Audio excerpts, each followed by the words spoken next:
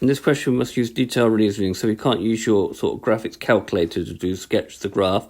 So the function f is defined as f such that x maps on to 10 minus 5 times the absolute value of x minus x. We have to sketch the graph of the function, state the range of the function, and explain why the inverse does not exist, and then solve the inequality f of x is greater than 5.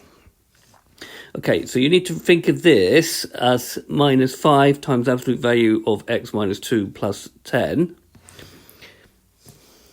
So when x is less than 2, this will be negative. So a negative times a negative make a positive. So we have to work out that y is 5 plus 5 times x minus 2 plus 10. So just repeat what I said this here. For x less than 2, this is negative. A negative times a negative make it positive. So we have to work out 5 times x minus 2 plus 10.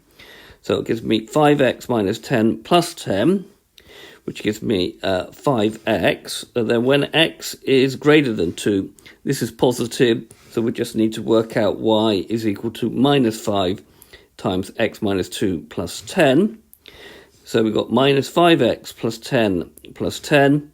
And we've got minus 5x plus 20. Drawing a set of axes, we need to mark on 0, 2, and 4, and 10. So when this graph is 5x, it goes through the origin, and every one along it goes 5 up. So that will look like that. So this is 2 along and then 10 up. And then this graph will go down the other way with the opposite gradient, going through 4. Okay, so the range of the function will be all the values of r such that y is less than or equal to 10, because it can't be bigger than 10.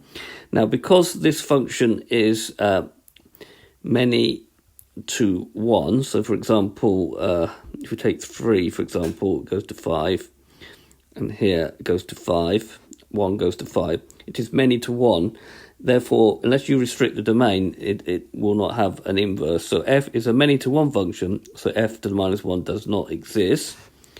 And you asked to solve the inequality f of x is greater than 5. So if you put on 5, okay, here,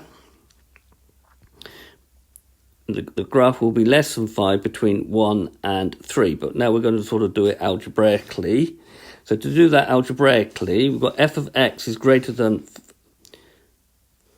5.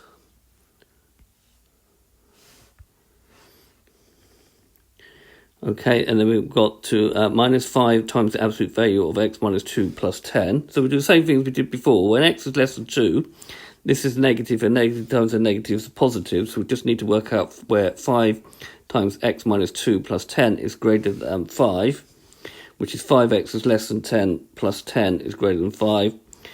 5x is greater than 5 will give you that x has to be greater than 1. We could have just taken this because we've already worked it out that 5x is greater than 5. And then when x is less than 2, this just behaves as it is.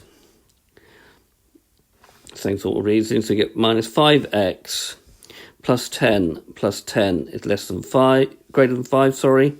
So minus 5x is plus 20 is greater than 5. Taking the 20 over there, we get minus 5x is greater than minus 15. But when you divide by minus 5, you must remember to reverse the inequality. So we get x is less than 3. So the answer will be, the function is greater than 5 between x being between 1 and 3. So this has been a video to show you how to sketch an absolute value function and then use it to find its range and solve an inequality. I hope you've understood, and I thank you very much for watching.